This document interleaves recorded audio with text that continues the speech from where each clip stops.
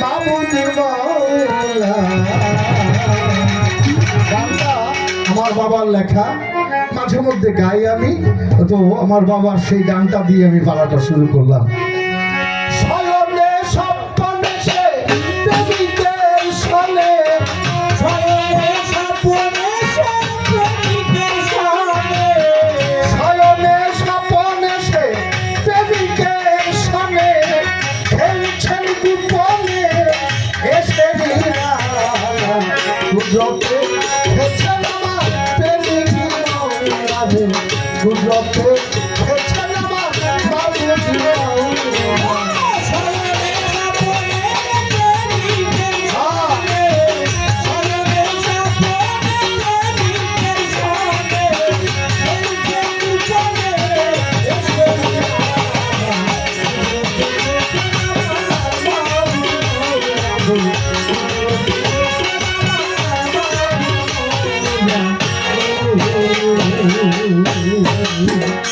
বাজান যখন ছিল অন্ধকার, আপনি সাই পরোয়ার মুহাম্মদকে করলো তৈয়ার।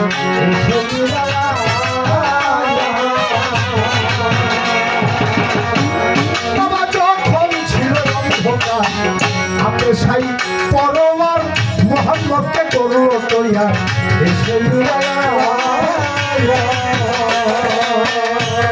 আমার হলো যখন নিজের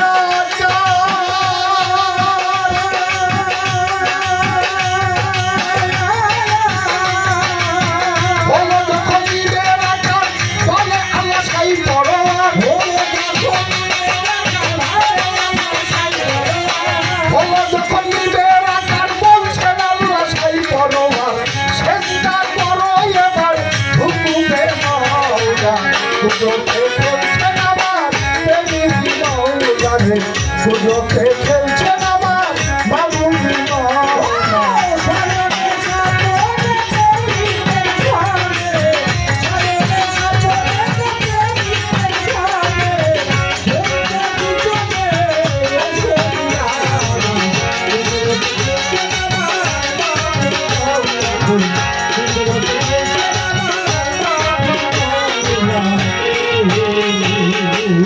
বাবা গানটা রশিদ সরকারের লেখা, তো মানে এর মধ্যে ভাষার একটা পেশ লাগে। বয়জার পর্দা শিরে খাতা শিরায়, এই সৃষ্টি জগৎ চাই তিনটি ভাগে সৃষ্টি, আয়জা গায়জা আর হইল বয়জা।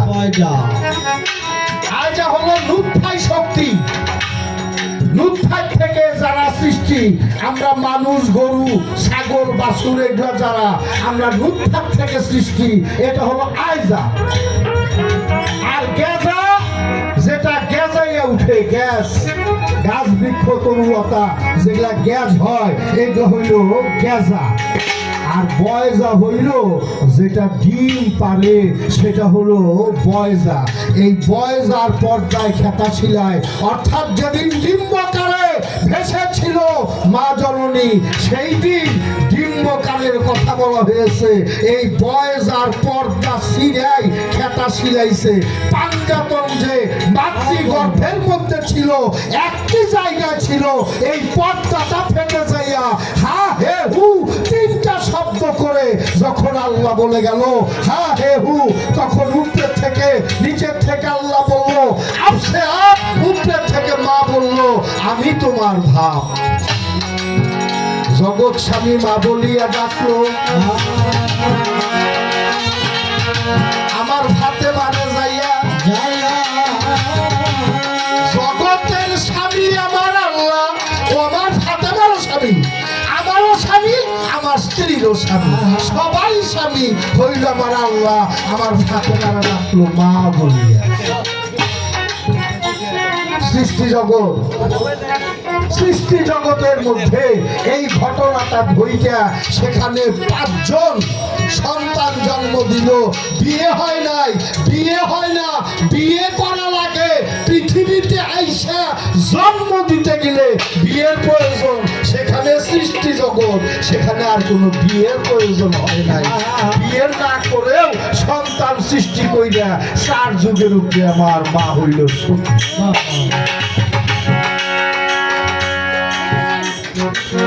পরের দেশ সেই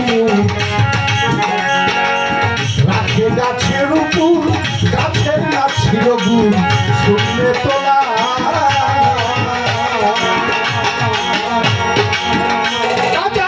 পরের দেশে রাখে গাছের উপর, গাছের না ছিল গুণ শুনলে তোলা। 70,000 বছর রাখে গাছের উপর, 70,000 বছর রাখে গাছের উপর, সরবের আয়না দেখায় বাড়িওয়ালা। লোকে খেলছেন আমার প্রেমিক মৌলারে, লোকে খেলছেন আমার প্রেমিক মৌলারে।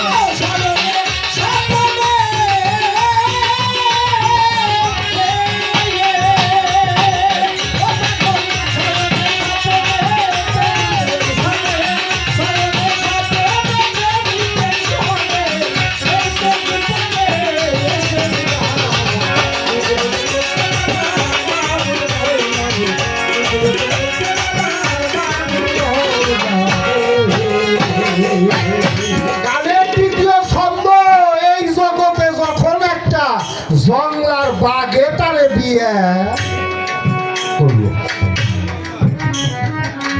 আসলে তো বাঘেই বিয়ে করছিল। দয়াল নবী ঘোষণা করে দিল, ফাতেমা আমার উপযুক্ত হয়ে গেছে, তাকে আমার শাদী দিতে হবে, বিয়ে দিতে হবে। আমি কার কাছে দেখ, লোক তো সিরিয়াল ধরে গেল। হায় হায়, ফাতেমার স্বামী হইতে পারলে তাইলে তো আর এহকাল পরকাল পরিষ্কার, আর কিছু লাগবো না, আমি এহকাল পরিকাল পরিষ্কার করব। সবাই বসে গেল। এখন এত মানুষের মধ্যে কার কাছে মেয়ে বিয়ে দিব? শোনো, তোমরা সবাই কোরআন শরীফ নিয়ে বসে যাও, কোরআন শরীফ নিয়ে বসে যাও। যে সবার আগে কোরআন খতম দিব আমি তার কাছেই ফাতেমারে দিয়ে দিব। সমস্ত সাহাবারা কোরআন খতম দিতে বসে গেছে। আলী কিন্তু ওইখানে নাই। এখন রাত্রি যখন শেষ পর্যায়ে, তখন আলী আসছে। এই কি হয়েছে, তোমরা কি করো? ফাতেমারে বিয়ে দিব, যে সবার আগে কোরআন শরীফ খতম দিব সে ফাতেমার স্বামী হবো। তাই নাকি বলো? হ্যাঁ, আচ্ছা ঠিক আছে, তোমরা খতম যাও। জিবরাইল, আল্লাহ পাঠিয়ে দিল জিবরাইলকে, জিবরাইল যা, আমার এই জগৎ সৃষ্টি জগতের মধ্যে ফাতেমার স্বামী আলী ছাড়া আর জগতে কেউ হতে পারবে না, এই খবরটা আলীর কাছে পৌঁছা। মাওলা আলী জিবরাইল এসে বলল, তুমি অংশগ্রহণ করো। মাওলা আলী একটা কাজ করলো, কাজ করে যাইয়া দয়াল নবীর সামনে যে একটা, হুজুর আমার কোরআন শরীফ পড়া খতম হয়েছে। সমস্ত সাহাবা কোরআন শরীফ বসে একা, হুজুর আলী হারা কামনে চাচ্ছিল না, এই একটু আগে আইছে, একটু আগে আইছে কোরআন শরীফ পড়া খতম হয়েছে। হুজুর আলীর কোরআন শরীফ পড়া খতম হইল কি বাকরিয়া? আমরা সন্ধ্যা থেকে পড়তেছি, কেউ 10 সিটারা, কেউ 20 সিটারা পড়ছি, আমাদেরও খতম হইল না। আলীর কোরআন শরীফ পড়া খতম হইল কেমনি করে? হুজুর জানতে চাই। আমার দয়াল নবী গালি দিয়ে, তোর কোরআন শরীফ পড়া খতম হইল কিন্তু বেরিয়া কয়, হুজুর আমার কোরআন শরীফ পড়া খতম হয়েছে আপনার কথার উপরে। কি কথার উপরে? আপনি কোনো একদিন যুদ্ধের ময়দানে বলেছিলেন, আলী রে, কোন লোক যদি বিপদগ্রস্ত হয়, একেবারে চরম বিপদে আসে, ওই সময় যদি তার কোরআন শরীফ পড়ার প্রয়োজন হয়, খতম দেওয়ার প্রয়োজন হয়, তাহলে ওই ব্যক্তি সূরা ফাতিহা সহ যদি সূরা ইখলাস, কুল হুয়াল্লাহ সূরা 3 বার পাঠ করে, তার কোরআন শরীফ খতম হওয়ার সওয়াব সে পেয়ে যাবে। আজকে হুজুর এখানে দাঁড়িয়ে আমি বিপদে পড়ছিলাম, এই বিপদে পড়ে আমি আলহামদুলিল্লাহ সহ এই 3 বার কুল সূরা পড়ছি। এখন হয় কোন যাবার কোরআন শরীফ খতম হয় নাই, আর নইলে ফাতেমার আমার সাথে বিয়ে দেন। সাহাবারা সবাই বাদী হয়ে গেল, হুজুর আমরা এই খতম মানি না। তাহলে যাও, আগামীকাল সকালবেলা যার সঙ্গে আমার প্রথম দেখা হবে তার কাছেই আমি আমার ফাতেমাকে তুলে দেব। লোকজন তো আল্লাহ রাসূলের বাড়ির চারিদিকে দিয়ে রয়েছে, বাড়তে যাবো না। যদি পয়লা খালি আমার দেখে তাইলে তো কাম হইল। বাড়ির চাইরে মোড়া দিয়ে হয়ে রয়েছে। এর মধ্যে আল্লাহ দিল জিব্রাইলকে পাঠাইয়া, যারে যারে যারে আলী তুই নবীর বাড়ির দিকে চলিয়া যাইয়া কিলা বহু মানব যা, তোকে বলা হয়েছে আসাদুল্লাহ, আল্লাহর বাঘ বলা হয়েছে তোকে, তুই হইল আল্লাহ প্রদত্ত বাঘ, সেই বাঘের রূপ ধারণ করে তুই চলে যা। মাওলা আলী বাঘ সাইজা যখন যাইয়া হুঙ্কার দিছে, আর মানুষ আছে ওরে বাবারে শালা বাঘ আইছে রে, বাঘ আইলো কোন থেকে, হাই হাই কি আর পিয়া জান বাঁচার আগে দরকার। চলে গেল, সব মানুষ চলে গেছে। এখানে একটা ঘটনা আছে, আমার মাওলা আলীর হাতে তুলে দিলেন ফাতেমাকে, বা আল্লাহর বাঘ তাই বিয়ে করলো আমার ফাতেমাকে। ঘরে 3টি সন্তান, ইমাম হাসান, ইমাম হোসাইন আর হলো মহসিন। এই 3টি সন্তান এই জগতে সে জন্ম দিল। এই 3টা সন্তান নূহ নবী তরুণীর চাইতে উত্তম। দয়ালু ঘোষণা করলেন, মাসালা হালে বাইয়াতি কা মাসালা সাফিনাতুন নূহ মান দাখালা ফান্নাজি।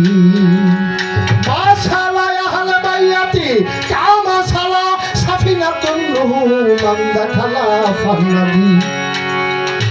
আমার হালে বায়াতের কিস্তিটা, আমার হালে বায়াতের তরিটা এইটা নূহ নবীর কিস্তির চাইতে কোটি কোটি গুণে প্রসিদ্ধ।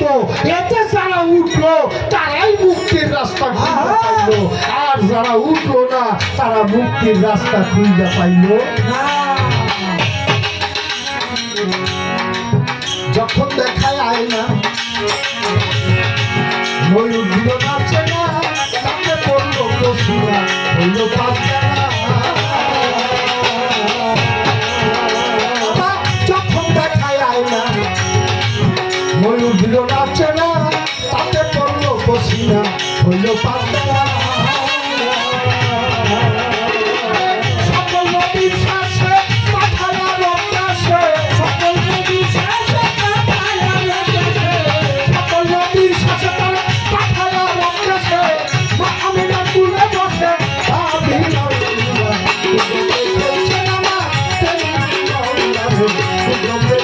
না মা, মা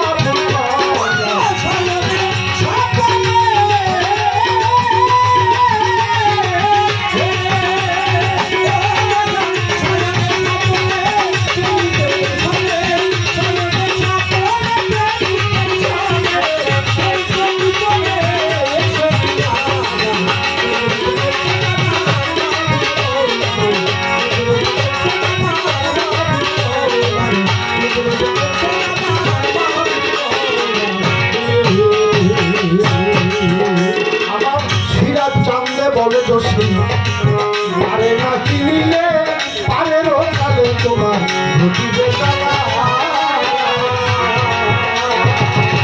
আমার সিরাজ চাঁদে বলে দোষী পারে না চিনিলে পারে রোকালে তোমার ঘটিবে জ্বালা।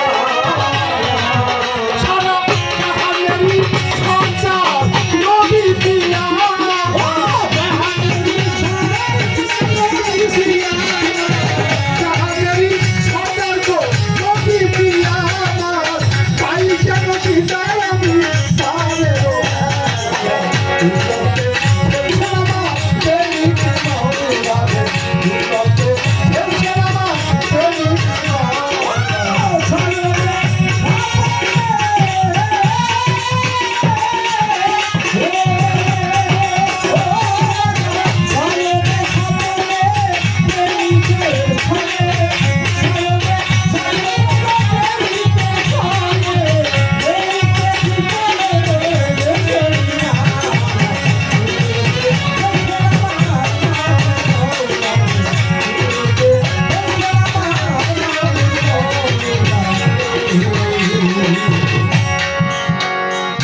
আমি গানের ছন্দ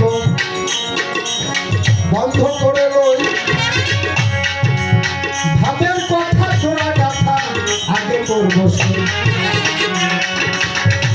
ওই বংশের লোক যারা সার আকসামে ধনী গেছে হইয়া,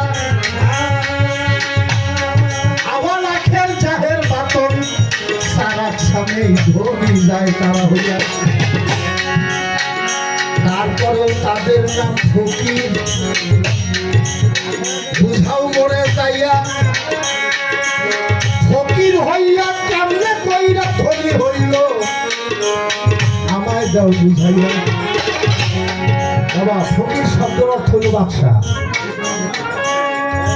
যে 10 টাকা 5 টাকা করে ভিক্ষা করে এদের ফকির বলা হয় না, এটা হলো ভিক্ষু। যারা 2 টাকা 5 টাকা করে ভিক্ষা তোলে এরা হইল ভিক্ষু।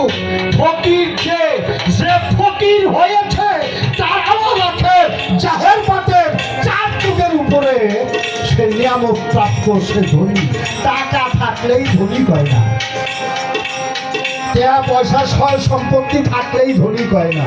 ধনী হইল যে আল্লাহর ধনে ধনী হয়, যে দয়াল নবীর ধনে ধনী হয়, যে পাক পাঞ্জাতনে ধনে ধনী হয়, সেই হইল জগতের শ্রেষ্ঠ ধনী। আমরা তো ধনী বলি যাদের টাকা পয়সা আছে, বাড়ি গাড়ি আছে, এরা ধনী না। দয়াল নবী কোন একদিন বললো, বাবা এই পৃথিবীতে যার যত ধন কম, সম্পদ কম, তার তত হিসাব কম। কিয়ামতের মাঠে ওই ব্যক্তিটা সবচাইতে গরিব, সেই দিন যার আমল নামায় কিছুই থাকবে না, সেই ব্যক্তিটা হলো পৃথিবীতে শ্রেষ্ঠ গরিব। আর ধনী হলো সেই ব্যক্তি যার উপরে আমার আল্লাহ রাজি খুশি, আমার নবী রাজি খুশি। বাবা, এদেরকে বলা হয় ফকির। ফকির শব্দের অর্থ বাদশা। আমার চাঁদপুরি, আমার সন্তোষ বাবা হইল সেই ফকির। আমার সুরেশ্বরী জানুচাঁদ হইল সেই ফকির। আমার শাওন চাঁদ হইল সেই ফকির। বাবা, ফকির বিষয়টা হলো আলাদা। আমার শহীদ চাঁদ সব দিছে, আমার সন্তান চাঁদ সব দিছে দেখেই সব পাইছে। এই সব দিছে দেখেই সব পাইছে। শাহজালাল বাবা কোন ভক্ত আছে নাকি? তা পৃথিবীর বাংলাদেশের সমস্ত লোকই তার ভক্ত। দরবার চলতেছে, আঙ্গ সন্তোষের বাসা নিশা ভক্ত আছে নাকি?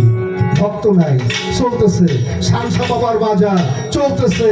এরা যেখানে ছয় ওদের দেহটাকে পাকা কইরা শুইছে, তাই যে মাটিতে শুইছে ওই এলাকা শুদ্ধাই পাকা হয়ে গেছে। ওই এলাকা কাঁচা কোনো কিছু। এই ফকির হওয়ার একটা পথ, একজন সূক্ষ্ম ওলি আল্লাহকে, মুর্শিদকে ভালোবেসে, আমার মুর্শিদকে ভালোবেসে, আমার শঙ্কর চাঁদ, আমার শহীদ চাঁদ, আমার সুরেশ্বরী, আমার রঘু চাঁদকে যারা ভালোবাসে তারাই হয়েছে ফকির। তাদের জন্য আমার আখের জাহের বাতেন আর কোনো সমস্যা নেই। বাবা, এই জগতে আর যা কিছু করস না কেন, একটা মালিক, একটা মহাজন আগে ঠিক করে নিস।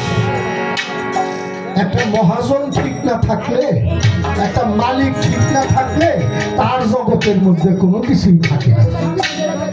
ছোট্ট একটা কথা বুঝি, একটা লোক একটা গাভী পালে, গাভীটা ছোট থেকে পাইটা বড় করছে, শ্যামলী শিক্ষা ওরা দিছে, ওর নাম রাখছে শ্যামলী। ওই বাড়ির যখন বের করে দেয়, পাহাড়ের পাশে নদী, নদীর চর দিয়া ও ঘাস খায়, নদীর ওপারে পাহাড়। গাভীকে বলে, মা শ্যামলী রে, তুই কিন্তু কোনো মানুষের ফসলে মুখ দিস না। ফসলে মুখ দিলে তোর জন্য যদি আমার কাছে বিচার নিয়ে আসে, মা গো, আমি অপমানিত হবো। আর মারে অপমানের চাইতে মরা ভালো। মা কোনোদিন কিন্তু কোনো ফসলে মুখ দিস না, কোনো মানুষের ফসলের শ্যামলী মুখ দেয় না। হঠাৎ করে একদিন খাইতে খাইতে পেটটাও ভরে নাই, বেলাও বেলা হয়ে গেছে, নতুন বৃষ্টি হইয়া ঘাসও জন্মাইছে, ঘাস খাইতে খাইতে শ্যামলী একটু লোভে পড়ে গেছে। শ্যামলী একটু লোভে পড়ে গেছে, এই আরেক সোপা খাবো, আরেক সোপা খাবো। বাবা বালুচরের মধ্যে সোরা কাটা থাকে না, সোরা কাটা এই দুই এক পা করে আইগাই টাইগে যখন থোড়া পর্যন্ত ডাইবা গেছে, শ্যামলী টের পাইছে সর্বনাশ, আজকে তো আমি চোরা কাটা আটকা পড়ে গেছি, এখন আমার উপায়, আমি তো আর বাঁচতে পারবো না। আস্তে করিয়া কেদার উপরে শুয়ে পড়ছে। ওই জঙ্গলে থাকতো একটা বাঘ, এই বাঘটা বহুদিন ধৈর্য লক্ষ্য করে এই গাভীটা সে খাইয়া বেলা থাকতে চলে যায়, একে খাইতে পারে না, ওর খুব লোভ, ওর রক্ত মাংস একটু খাবে। যখন দেখছে গাভীটা লড়াচড়া করে না, বাঘটা তো আটকা বসে আজকার উপায় নাই, বাঘটা দূরের থেকে নিশান সই করে একটা লাভ দিছে। বাবা নদীর ওপার থেকে লাভ দিছে, তো পাশে অল্প জায়গা হইলে কি হবে, কিন্তু নিশানাটা ঠিক রাখতে পারে নাই, যাইয়া বাঘটা যে গাভীর পাশাপাশি ও আরো বেশি করে গেলে বসছে, লাভ দিয়েছে, বেশি করে কাটছে।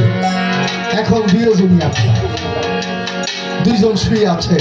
এখন বাঘ বলতেছে শ্যামলীকে, ও শ্যামলী কি রে বাঘ, কয় দেখ আমার বহুদিনের আশা, আমি তোরে বহুদিন ধরে দেখি, আমি তোর একটু রক্ত মাংস খাবো।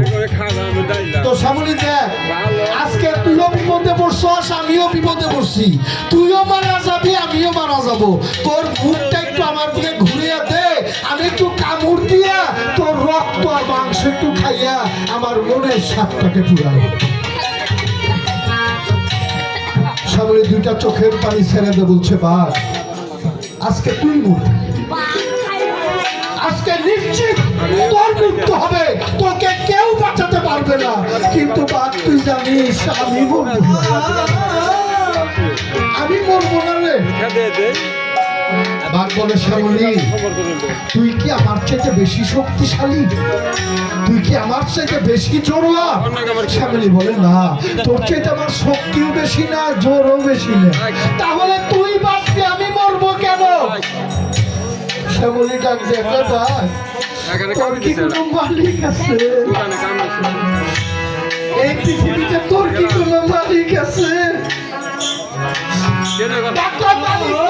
আমি তো জঙ্গলের রাজা, আমার মালিক কি? গাভী ডাক দিয়ে বলে বাঘ তোর যদি মালিক না থাকে আজকে তোর কোনো বাঁচার উপায় নাই, তুই জানিস এই জগৎ আমার একটা মালিক আছে, আমি যখন এখানে বিপদে পড়ে আছি, সন্ধ্যা হবে, আমি বাড়িতে ফিরে যাব না, আমার মালিক একটা লণ্ঠন বাতি জ্বালিয়ে আমাকে ডাকতে ডাকতে আসবে, আমার মালিক ডাকবে ও শ্যামলী, ওই শ্যামলী তুই কোথায়? আমি আমার মালিকের ডাক শুনে হাম্মা হাম্মা করে জবাব দিব দিয়া, আমার মালিক এসে যখন দেখবে আমি আছি এই জায়গায়, আমার মালিক আমার দেখে আমারে উঠে নিয়ে যাব, কিন্তু বাপ তোর তো মালিক নাই, তোকে নিশ্চিন্ত আমার মালিক তোকে কানে মেরে ফেলবে। বাবা এই জগতে যদি পারো আমার সম্পদ চার মালিক হয়, আমার শহীদ চার মালিক হয়, কঠিন বিপদ যত বড় বিপদই তোর সামনে আসুক, তোর মালিক অবশ্যই তোকে উদ্ধার করবে।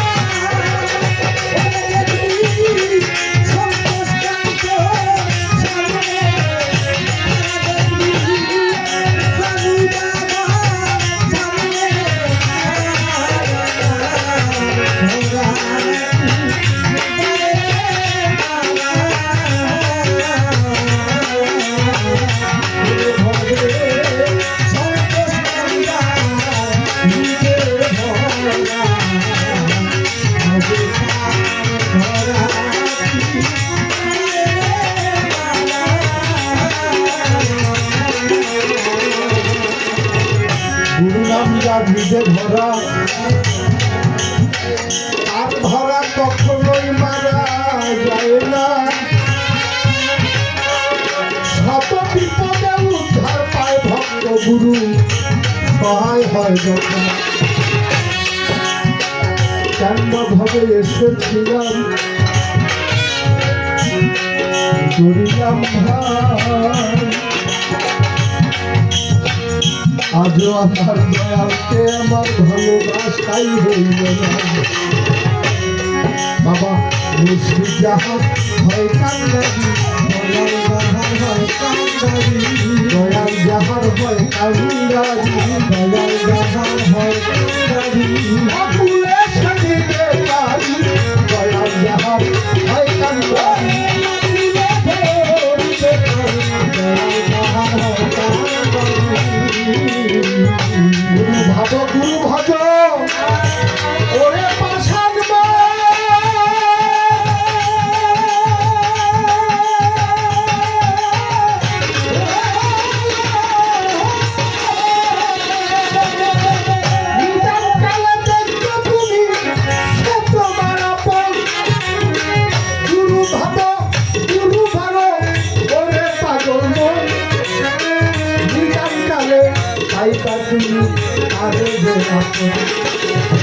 মুর্শিদ আমার ভুলিল না,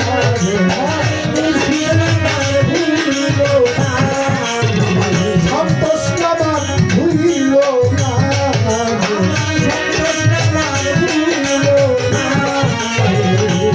কালে পাইবা তারে সন্তোষ আমার ভুলিল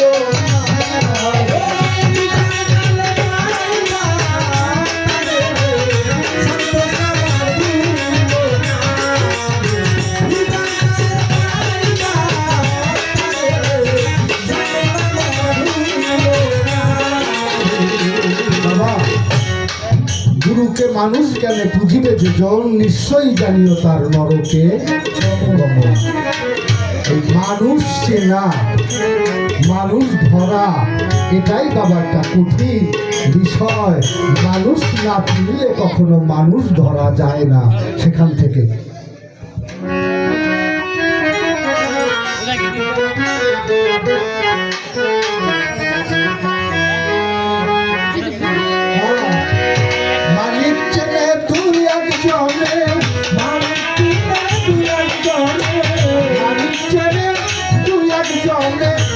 মহাজনের মানুষের মানুষ বিরাজে খুঁজে নেওয়া বিষয়, মানুষের মানুষ বিরাজে।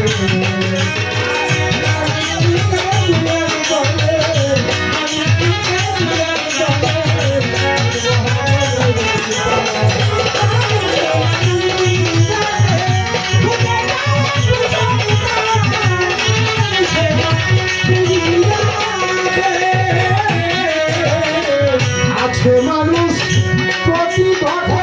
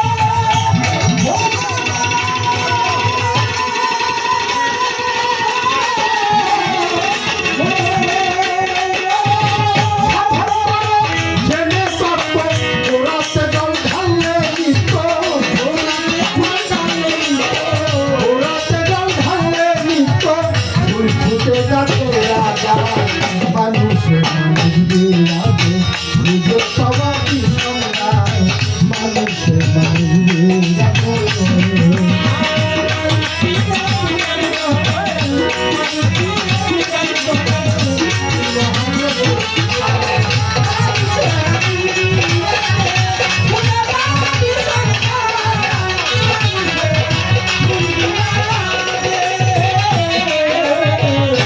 যাইতে দয়ালের দেশে